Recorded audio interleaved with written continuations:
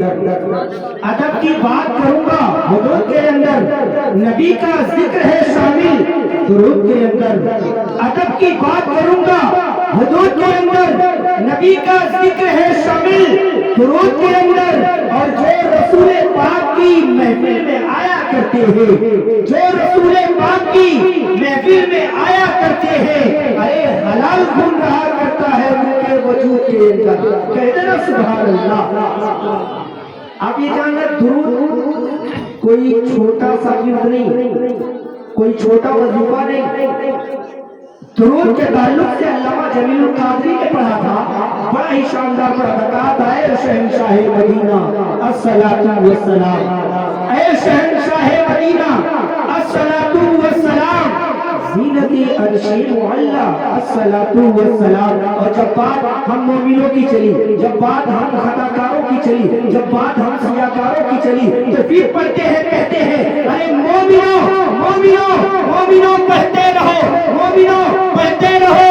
ارے تم اپنے آقا پر درود, ارے ہے فرشتوں کا وظیفہ الصلاۃ والسلام. ارے بولنا سبحان اللہ, بہت اچھی بات چل رہی ہے. پھر شاید پڑھا تھا کہا تھا آپ کے تعلق سے عوام ایسے موجود تھی, مجمع ایسے ہی تھا. پھر شاید پڑھا تھا درودوں کا جو تحفہ مدینے میں بھیج دیتا ہے, درودوں کا جو تحفہ مدینے میں بھیج دیتا ہے, خدا اس کی حفاظت کو فرشتہ بھیج دیتا ہے.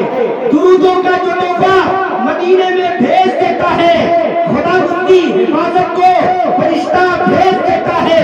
اور جب بات چلی بیٹوں کی, بات چلی نیک اولاد کی, تو پھر شاید کہتا ہے خدا دیتا ہے, خدا دیتا ہے ایسے بیٹے کے کمائی میں برکات جو اپنے ماں اور باپ کو مکہ مدینہ بھیج دیتا ہے, جو اپنے ماں اور باپ کو مکہ مدینہ بھیج دیتا ہے.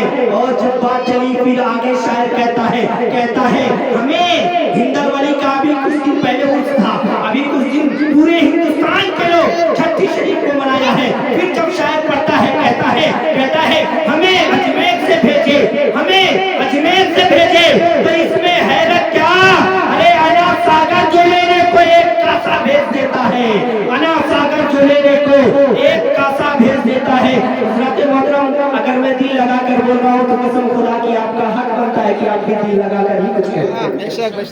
اگر میں دل لگا کے بول رہا ہوں تو آپ کا حق ہے دل لگا کے سنے, اور اگر میں کلیجہ نکال کے بول رہا ہوں تو آپ کا بھی حق بنتا ہے کلیجہ نکال کے ضرور آپ بھی بولے سبحان اللہ. کہتے ہیں سبحان اللہ, ہاتھوں اٹھا کر کہتے ہیں لبیک یا رسول اللہ, لبیک یا رسول اللہ, لبیک یا رسول اللہ.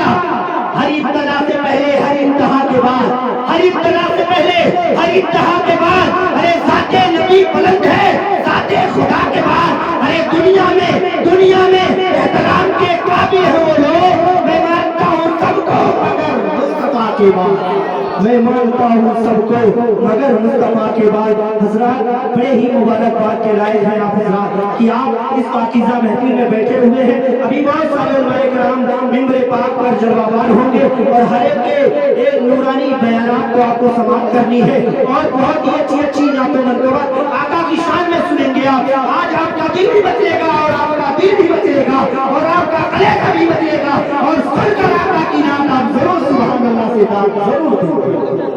حضرات بلا تاخیر میں نعت نبی کو گنانے کے لیے وقت کو اہمیت دیتے ہوئے سمجھتے ہوئے میں اب نعت نبی کو گنانے کے لیے بہترین شہکار ترنم مداح رسول عزت مآب علی جناب